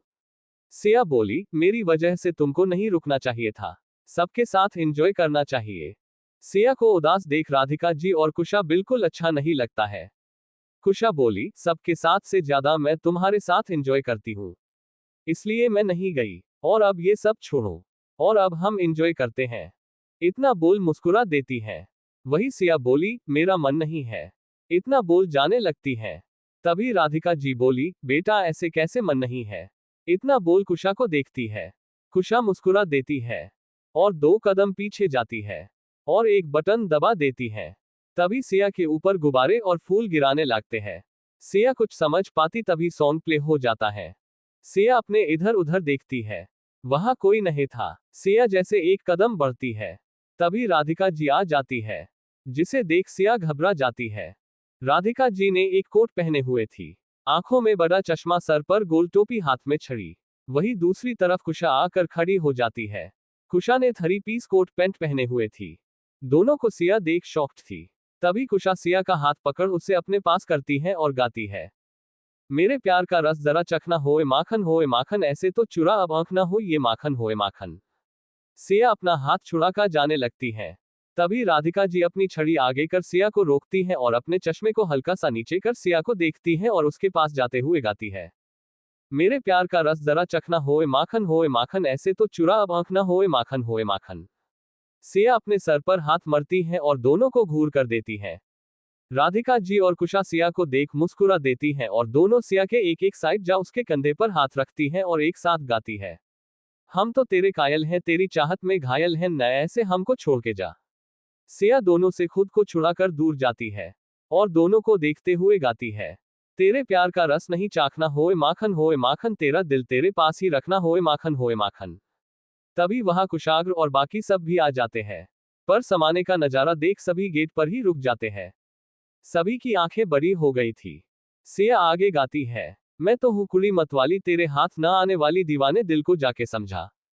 तभी राधिका जी आगे आती है और गाती है, कुशा भी उनका साथ देते हुए गाती। वही सिया खुद को छुड़ाने की कोशिश करते हुए इधर से उधर जा रही थी, मेरे प्यार का रस जरा चखना होए माखन, ऐसे तो चुरा अब आंख ना होए माखन।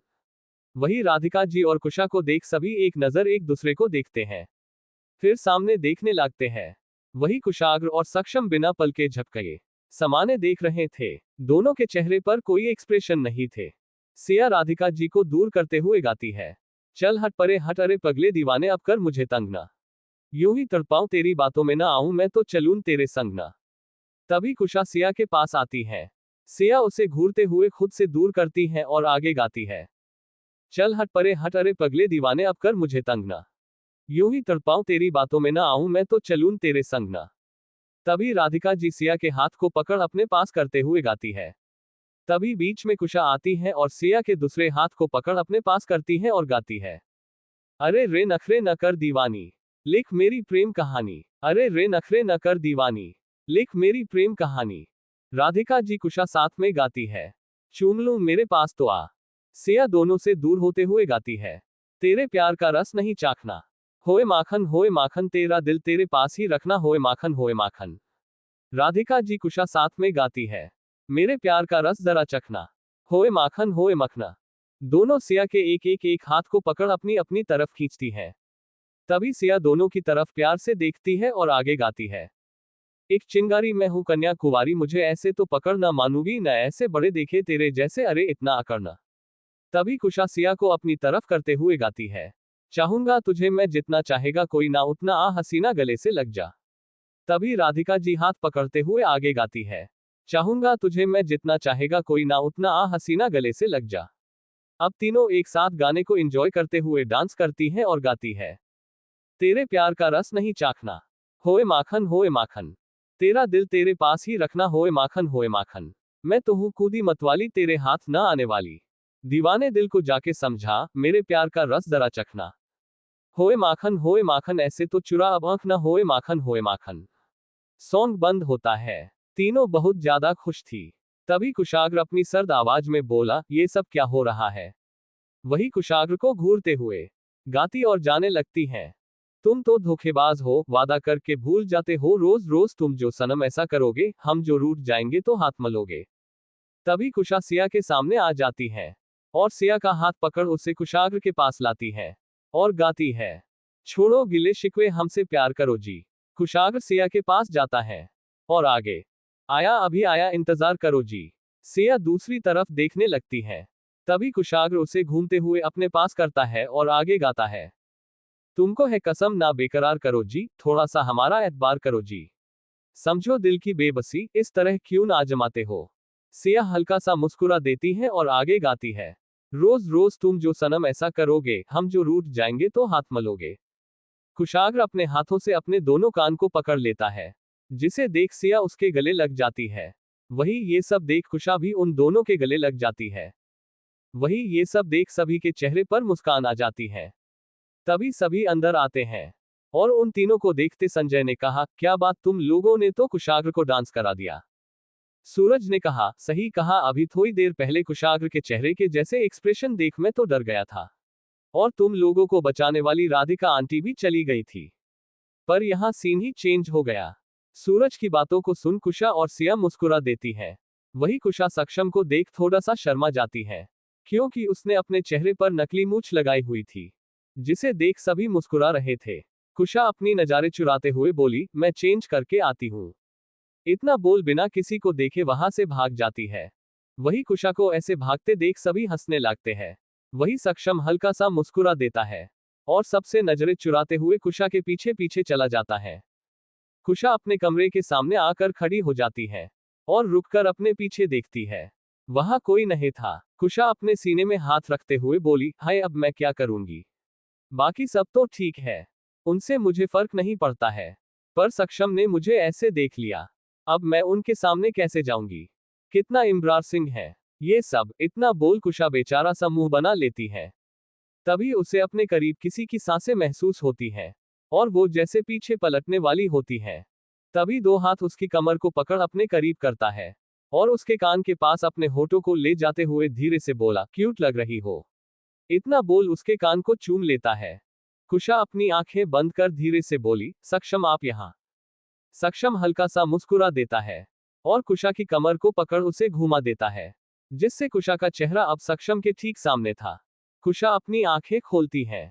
सक्षम एक टक कुशा को देख रहा था।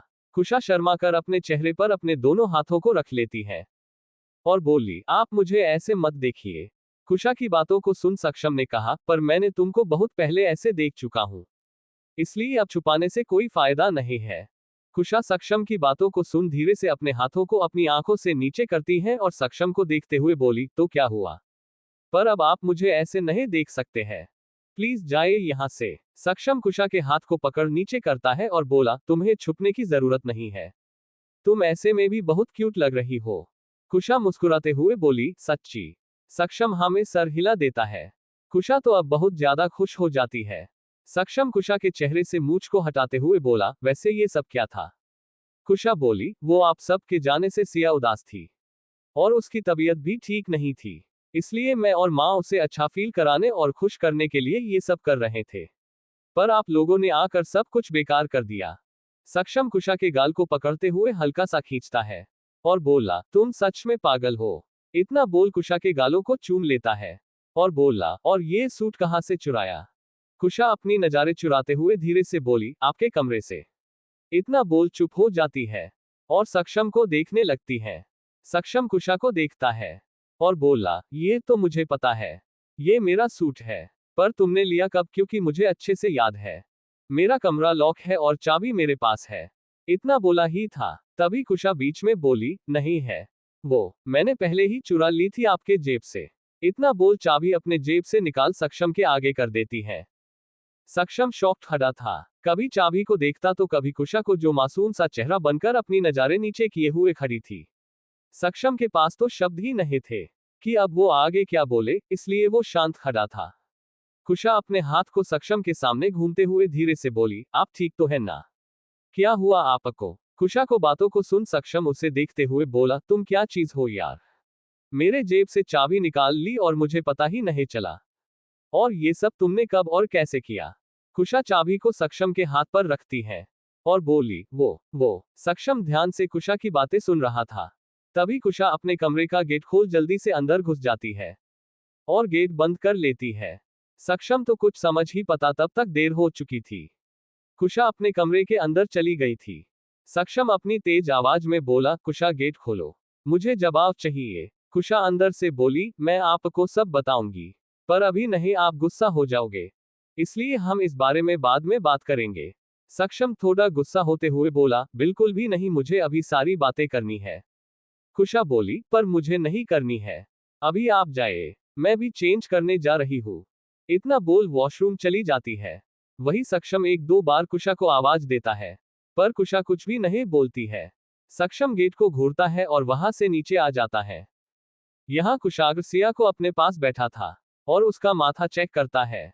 बुखार अब नहीं था। सिया सभी को देखती है और बोली, आप सब यहाँ फोटोशूट के लिए नहीं गए? नैना बोली, तुमको ऐसे अकेले छोड़कर जाना हमें अच्छा नहीं लग रहा था। और कुशाग्र ने भी गेट पर जाते ही कार रोक दी और जाने से मना कर दिया। फिर सक्षम ने भी मना कर दिया और मुझे भी उनकी बात सही लगी, इसलिए हमने प्लान कैंसिल कर दिया। सिया बोली, पर आपकी वेडिंग फोटो?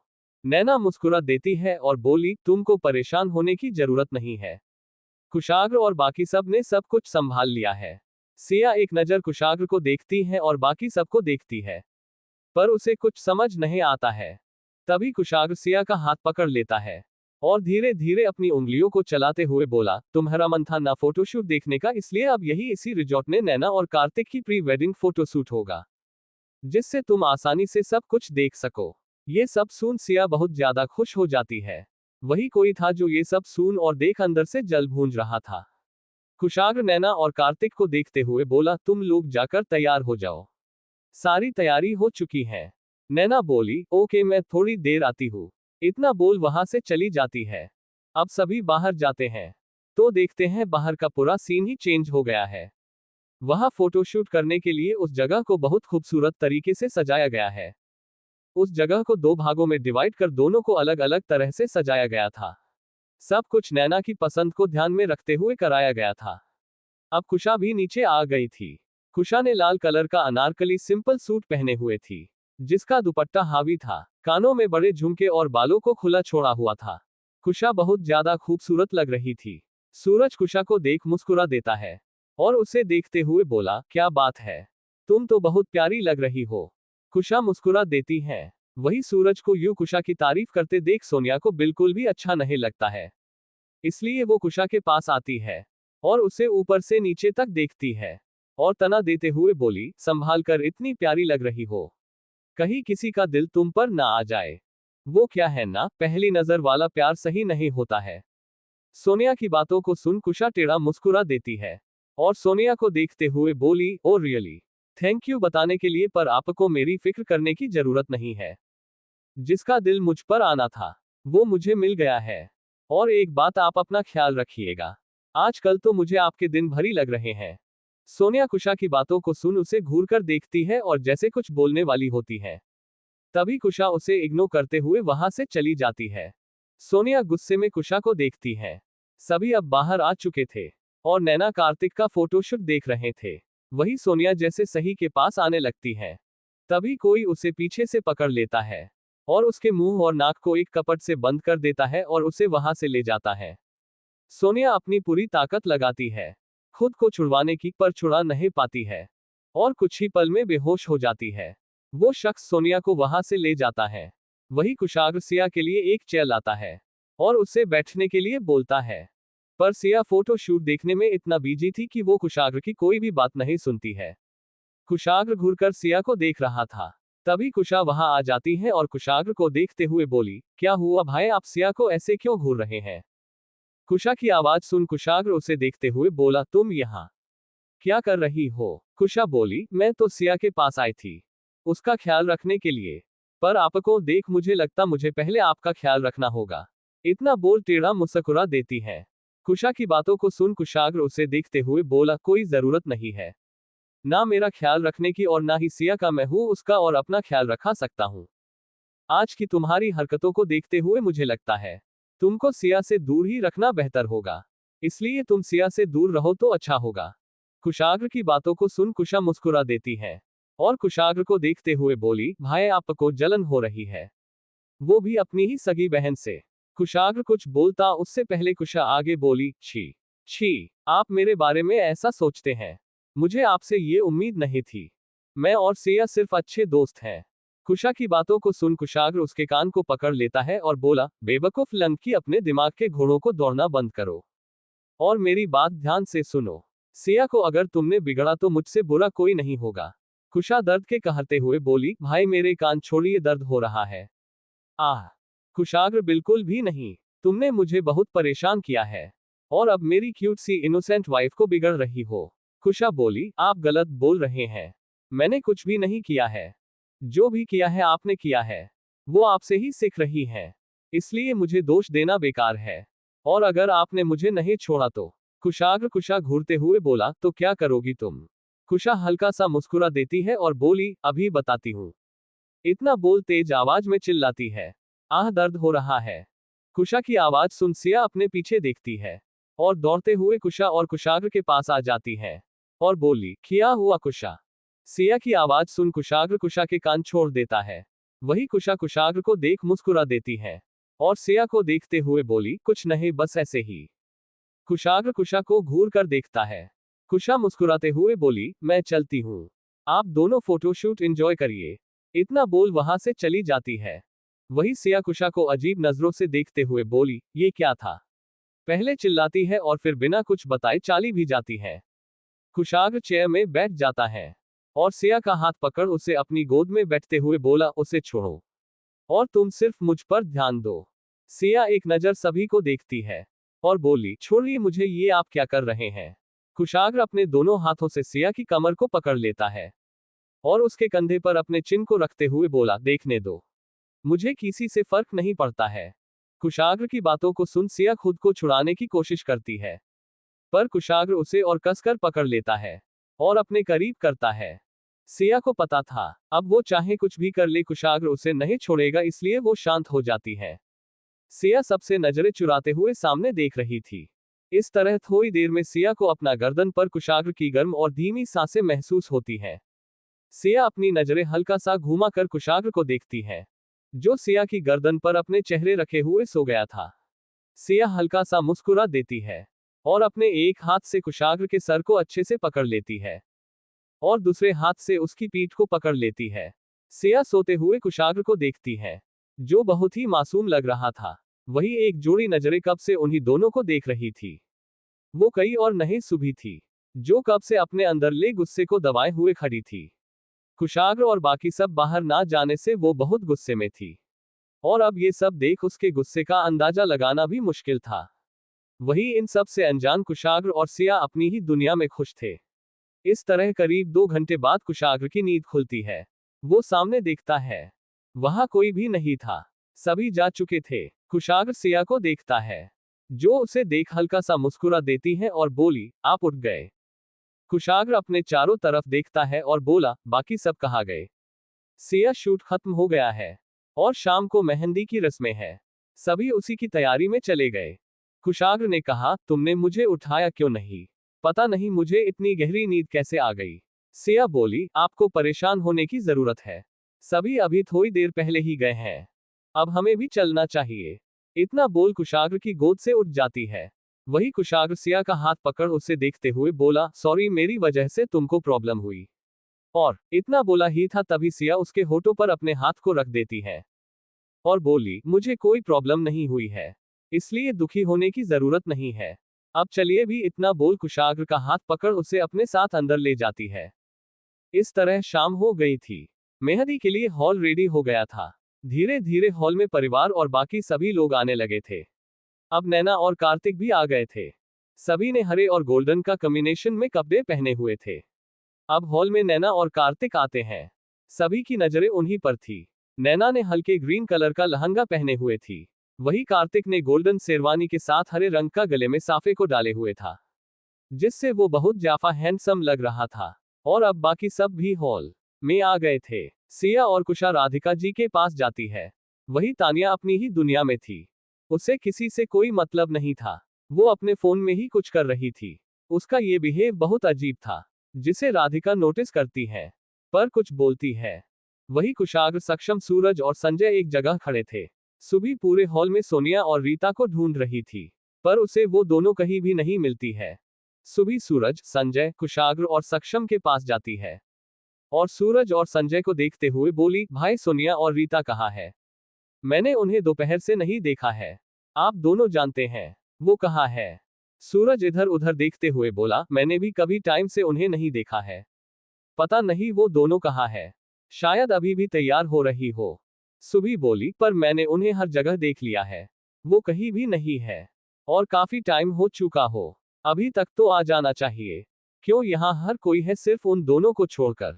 सूरज ने कहा, परेशान मत हो, मैं देखता हूँ। इतना बोला ही था तभी सोनिया और रीता लड़खड़ाते हुए कदमों से हॉल में आती है और आते ही वेटर से टकरा जाती है। उनके टकराने से वेटर के हाथ से ट्रे गिर जाती है, जिसकी आवाज से सभी उनकी तरफ देखने लगते हैं। सोनिया थोड़ा गुस्से में अपनी लड़खड़ती आवाज में बोली, हे वेटर, तुमको दिखाई नहीं देता है क्या? सोनिया की आवाज सुन संजय और सूरज उनके पास आने लगते हैं। वही रीता उस वेटर के कॉलर को पकड़ लेती है और बोली, तुम हमें जानते नहीं हो, हम कौन है? इतना बोल वेटर को जोरदार धक्का मारती है, जिससे वो जमीन पर गिर जाता है और उसके हाथ पर अपने पैरों को रख हंसने लगती है। उन दोनों की ऐसी हरकतों को देख रही शॉक्ड थे। नैना गुस्से से खड़ी होती है और बोली, रीता तुम ये क्या कर रही हो? वही सूरज और संजय सोनिया और रीता के पास जाते हैं। संजय रीता को पकड़ पीछे करता है और सूरज उस वेटर को खड़ा करता है और सॉरी बोल उसे जाने को बोलता है। वेटर वहां से जाने लगता है। तभी नैना बोली, एक मिनट। नैना की आवाज सुन वेटर रुक जाता है।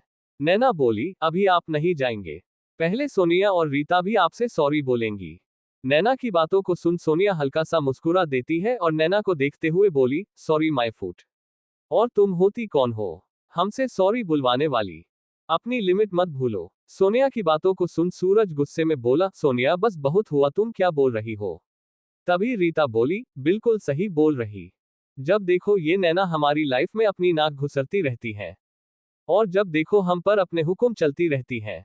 हमें समझ के क्या रखा है इसने? रीता ने इतना बोला ही था। तभी संजय गुस्से में बोला, रीता बस बहुत हुआ। इतना बोल रीता के सामने खड़ा हो जाता है। तभी उसे रीता से शराब की महक आती है, जिसे सुन संजय रीता को घूरते हुए बोला, तुमने ड्रिंक की है? संजय की बातों को सुन रीता अपनी आंखें बड़ी कर उसे देखती है और अपनी लखड़ती आवाज में बोली, ये तुम क्या बोल रहे हो? हमने ऐसा कुछ भी नहीं किया है, बल्कि तुम्हें पता हमारे साथ क्या हुआ है? संजय उसकी तरफ ध्यान से देखता है। दोनों के बाल बिखरे हुए थे और दोनों ही अपने होश में नहीं थी। दोनों को देखते हुए नैना बोली, तुम दोनों को हुआ क्या है? अभी तक तो ठीक थे, अब क्या हुआ है? सोनिया सूरज को साइड करती है और नैना की देखते हुए बोली, ये ड्रामा करने की जरूरत नहीं है। हमें अच्छे से पता है हमारे साथ आज जो हुआ है तुमने ही करवाया है। तुम तो चाहती हो मैं और रीता तुम्हारी लाइफ से चले जाएं तो सब पर हुक्म चलाओ, क्योंकि तुम्हें सभी को अपनी उंगलियों में घूमना पसंद है। हमारे होने की वजह से तुम्हारा बस सूरज और संजय पर उतना नहीं चलाता है जितना तुम चलाना चाहती हो, इसलिए तुमने ये सब किया है। तुमको शर्म नहीं है? एक लड़की होकर दूसरी लड़की के साथ तुम ये सब कैसे कर सकती हो? नैना, मुझे तुमसे ये उम्मीद नहीं थी। सोनिया की बातों को सुन नैना गुस्से से तिलमिल जाती है और उसकी तरफ देखते हुए बोली, तुम ये क्या बकवास बातें कर रही हो? कब से तुम्हारी बेकार की बातें सुन रही हूँ। इसका ये मतलब नहीं कि तुम कुछ भी बोलती जाओ। मैंने तुम्हारे साथ कुछ भी नहीं किया है और तुम्हारे होने और न होने से मुझे कोई फर्क नहीं पड़ता, समझी तुम? एक बात मैं तुम्हें क्लियर कर दूं, तुम दोनों को संजय और सूरज की लाइफ में लाने वाली मैं ही हूं। मेरे कहने पर उन्होंने तुम्हें डेट किया था, ना कि तुम उनकी पसंद थी। समझी, और आज मुझे अपनी इस गलती का बहुत ज्यादा अफसोस है कि मैंने तुम जैसी लड़कियों को अपने दोस्तों के लिए चुना। एक तो ड्रिंक करके आए हो और अच्छे खासे फंक्शन का तमाशा बना दिया है, ऊपर से मुझे ही उल्टा सुन रही हूँ। और ये क्या अपना हाल बना कर रखा है तुम दोनों ने। नैना की बातों को सुन रीता गुस्से से एक तमाचा नैना के गाल पर मारने लगती है। तभी कार्तिक रीता के हाथों को हवा में ही रोक लेता और गुस्से में खुद से धक्का देते हुए बोला, गलती से भी ये गलती मत करना। सूरज और संजय तुम्हारी बदतमीजी बर्दाश्त कर लेते होंगे, पर मैं नहीं करूंगा। आइंदा मेरी नैना पर हाथ उठाने की सोची भी तो मैं भूल जाऊंगा कि हम कभी अच्छे दोस्त थे। मेरा तुम दोनों से कोई रिश्ता नहीं है। सूरज और संजय की वजह से मैं तुम दोनों को बर्दाश्त कर रहा हूं। इसका ये मतलब नहीं कि तुम दोनों अपनी मनमानी करोगी और हम कुछ भी नहीं बोलेंगे। मेहमान बनकर आए हो तो मेहमान बनकर रहो। तमाशा करने की जरूरत नहीं है, वरना अभी और इसी वक्त यहां से चली जाओ। कार्तिक की बातों को सुन रीता गुस्से से उसकी तरफ देखती और बोली, तुम्हें पता है तुम्हारी नैना ने हमारे साथ क्या किया है? तुम सब सोच भी नहीं सकते हो।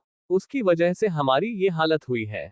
हमें तो पता ही नहीं था कि वो हमसे इतना चढ़ती है कि हमारे साथ ये सब कर सकती है।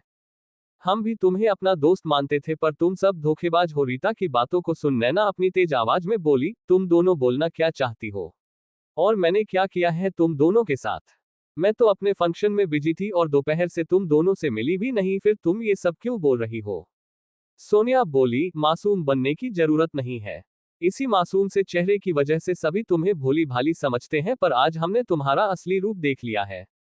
तुमने हमें एक कमरे में बंद कर दिया और फिर टॉर्चर किया। सोनिया की बातों को सुन नैना उसे देखते हुए बोली, तुम्हारा दिमाग खराब है। एक तो तुम दोनों ने लिमिट से ज्यादा ड्रिंक कर ली है, और अब उटपटांग बातें कर रही हो। फ्री हाल मुझे आज और अभी तुम दोनों से कोई भी बात नहीं करनी। कल जब तुम दोनों का नशा उतर जाएगा तब हम बात करेंगे। अभी जाओ और आराम करो। सोनिया बोली, बिल्कुल भी नहीं, आज और अभी सारी बातें क्लियर होगी। तुमने हमारे साथ जो भी किया बिल्कुल भी सही नहीं किया। मैंने किया है। उस आवाज को सुन दोनों गेट की तरफ देखती है। उन्हें एक परछाई दिखाती है, जिससे दोनों एक पल के लिए घबरा जाती है और ध्यान से देखने लगती है। हल्का हल्का अंधेरा होने से चेहरा साफ नहीं दिखता है। तभी वो इंसान बड़े बड़े कदमों से अंदर आता है। रोशनी में आते ही सोनिया और रीता उसे देख शॉक्ड होते हुए एक साथ बोली, कुशाग्र तुम। उन दोनों के मुंह से कुशाग्र अपना नाम सुन मुस्कुरा देता है और अंदर आता है और एक नजर दोनों को देखता है और इग्नोर करते हुए जाकर स्टाइल से सोफे में बैठ जाता है। इस वक्त उसके चेहरे के एक्सप्रेशन सख्त थे। उसकी आंखों पर गुस्सा था, जिससे देख दोनों घबरा जाती है और अपनी कांपती आवाज में बोली, तुमने हमारे साथ ऐसा क्यों किया? लिए तुमने नैना का फंक्शन खराब कर दिया। कुशाग्र बात की काटते हुए बीच में बोला, रॉन्ग हो तुम। मैंने ऐसा कुछ भी नहीं किया। मैंने सिर्फ तुम दोनों को तमाशा करने के लिए कहा, ना कि नैना की इंसल्ट करने के लिए। तुम दोनों के मन में नैना के लिए जो जहर इतने दिनों से भरा था, उसके बारे मुझे कोई अंदाजा नहीं था। पर आज जो भी हुआ उसका मुझे अब कोई पछतावा नहीं है, क्योंकि तुम जैसे दो मुंह वाले दोस्त होने से अच्छा एक ईमानदार दुश्मन ही सही है। और इस बहाने नैना को तुम दोनों की असलियत भी पता चल गई कि तुम दोनों उसके लिए बिल्कुल भी सही नहीं हो। तुम दोनों से दोस्ती कर वो अपना टाइम वेस्ट ही कर रही है। हाँ, आज नैनो को कुछ वक्त के लिए ये सब बुरा लगेगा, पर जब वह इस सब के बारे में अच्छे से सोचेगी तो उसे भी सब कुछ सही ही लगेगा, इसलिए मुझे इस बात का कोई भी अफसोस नहीं है।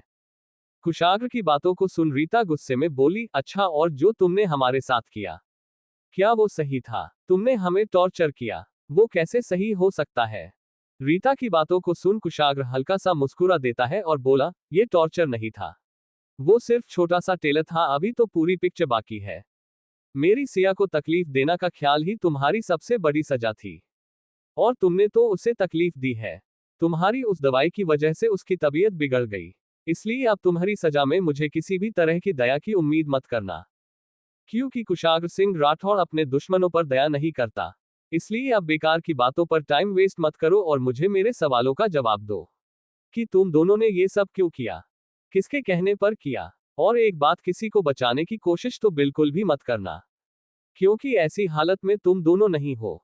और रही बात उसकी, उसे तो मैं ढूंढ ही लूंगा, पर अगर तुम दोनों ने नहीं बताया तो मेरा यकीन मानो अगले पल बताने के लायक ही नहीं रहोगी तुम दोनों, क्योंकि मेरी नजरों में लड़के और लड़कियां बराबर होते हैं, और गलती किसी ने की हो सजा दोनों को बराबर मिलेगी। कुशाग्र की बातों को सुन सोनिया बोली, तुम क्या बोल रहे हो?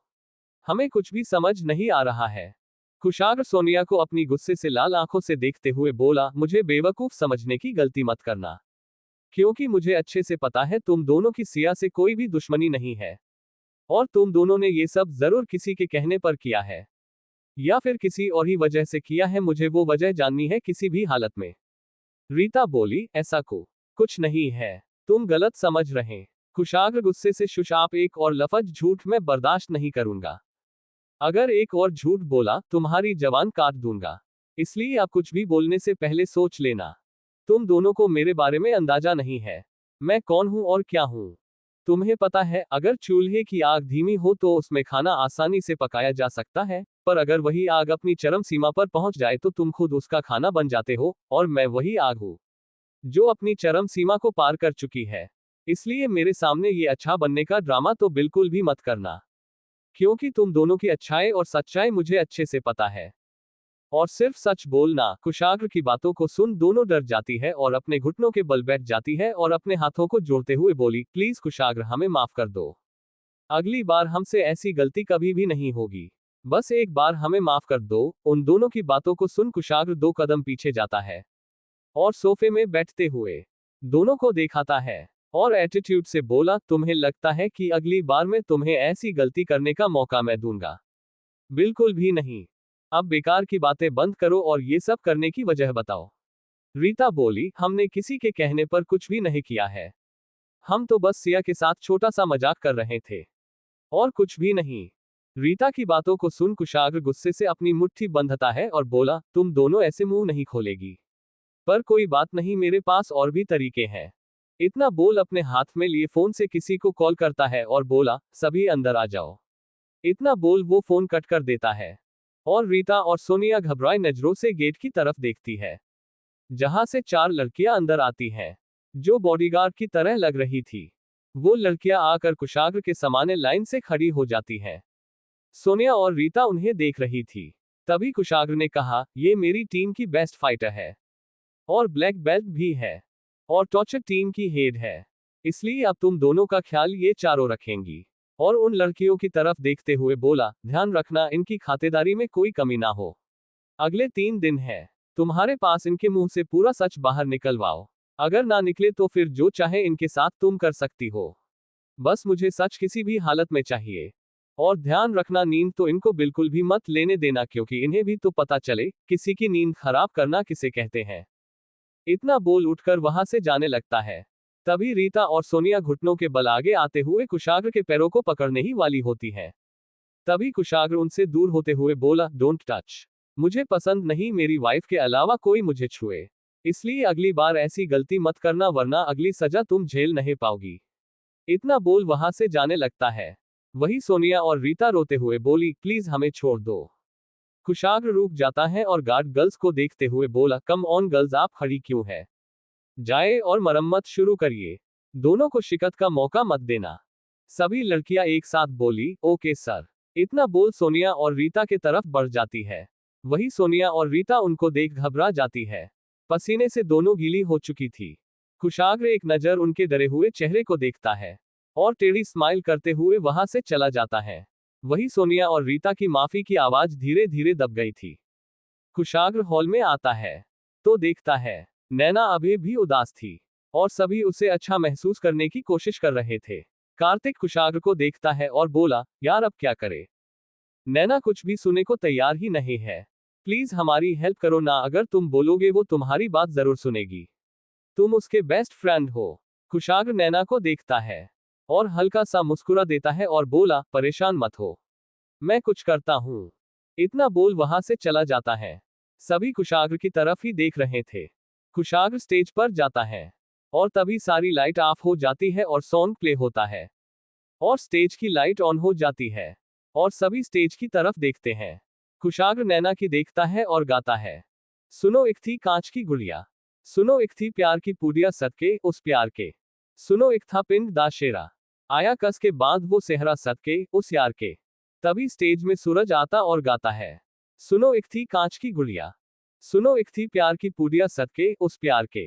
दूसरी तरफ से संजय आता है और गाता है, सुनो एक था पिंड दा शेरा, आया कस के बांध वो सेहरा सद के उस यार के। अब तीनों साथ में डांस करते हुए गाते हैं। सजी थी डोली वो, चढ़ा था घोड़ी वो, खोया जाने कहाँ इन्ना सोना प्यार बलिए। जोगी माही हीर रांझना, सब नूर जाके मैं ये बोलना, बात बोल के राज खोलना।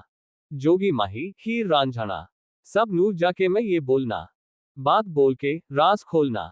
सभी को डांस करते देख नैना उनको ही देख रही थी। ये उसके लिए सरप्राइज था। तभी कार्तिक अपने हाथ में गिटार लिए नैना की तरफ धीरे धीरे कदमों से जाता है और गाता है। दिल थामे हुए वो था खड़ा, चुपके से यूं दूर बैठे हुए, उम्रा गई या जाने ना तू। दीवाने ने दी जवानी के हर गम तू भुला दे, देता ही रहा सदाएं के दिल से तू बुला ले। ओ अच्छा देवे जिद हूं चजे उत्ते आ जाऊं, दिल टूटा जंदा सुन प्यार डूलिया। जोगी माही हीर रांझना। अब सभी लड़के एक साथ डांस करते हैं। इस वक्त वहां का माहौल ही गजब का था। हर तरफ हूटिंग और शीटियों की आवाज थी। जो अभी थोड़ी देर पहले सभी उदास थे, अब खुशी से मुस्कुरा रहे थे। सब नूर जाके मैं ये बोलना, बात बोल के राज खोलना। जोगी माही हीर रांझना, सब नूर जाके मैं ये बोलना, बात बोल के राज खोलना। तभी नैना सभी को एक नजर देखती है और गाती है। वो जाने कहाँ गुम हो गई फिर ना मिली, जो फूलों सी थी रूठ ही गई फिर ना खिली। प्यार मांगा था मैंने रब्ब से, वो रहता था यहीं पे मांगून में यही दुआयम, लौट आए वो कहीं से। ओह अच्छा देवे जिद हूं चजे उत्ते आ जाऊं, दिल टूटा जंदा सुन प्यार डूलिया। इतना गाते हुए नैना कार्तिक के गले लग जाती है। सभी जोर जोर से तालियां बजाते हैं। दोनों एक दूसरे से अलग होते हैं और अब पांचों साथ में डांस करते हैं। जोगी माही हीर रांझना, सब नूर जाके मैं ये बोलना, बात बोल के राज खोलना। जोगी माही हीर रांझना, सब नूर जाके मैं ये बोलना, बात बोल के राज खोलना। कुशाग्र नैना को देखते हुए गाता है। सुनो एक थी कांच की गुड़िया, सुनो एक थी प्यार की पूड़िया सदके उस प्यार के। तभी संजय नैना के हाथ को पकड़ बीच सेंटर में लाते हुए गाता है। जी थी डोली वो, चढ़ा था घोड़ी वो, खोया जाने कहाँ इन्ना सोना प्यार बलिए। जोगी माही हीर रांझना। और तभी कार्तिक आता और गाता है। सब नूर जाके मैं ये बोलना, बात बोल के राज खोलना। जोगी माही हीर रांझना ढोलना। और अब चारों लड़के साथ ने और नैना उनके बीच में खड़ी थी और सभी एक साथ डांस करते हैं। सब नूर जाके मैं ये बोलना, बात बोल के राज खोलना बोलना। जोगी माही हीर रांझना होए होए होए, सब नूर जाके मैं ये बोलना होए होए होए, बात बोल के राज खोलना ढोलना होए होए होए।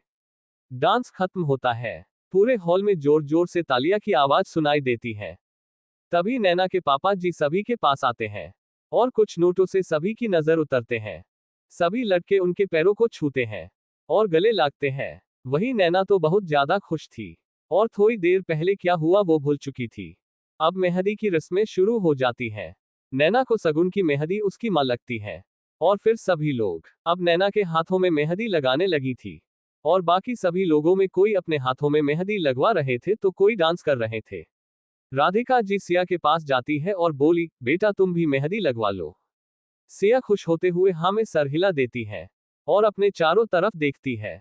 कोई भी खाली नहीं था। राधिका जी सिया को देखती है और बोली, मैं लगा देती हूँ। सिया हाँ में सर हिला देती है। राधिका जी सिया के हाथों मेहंदी लगाती है। तभी वहां कुशा भी आ जाती है और दोनों को देखते हुए बोली, आप दोनों मेरे बिना ही मेहंदी लगा रही है, मुझे भी लगाना था।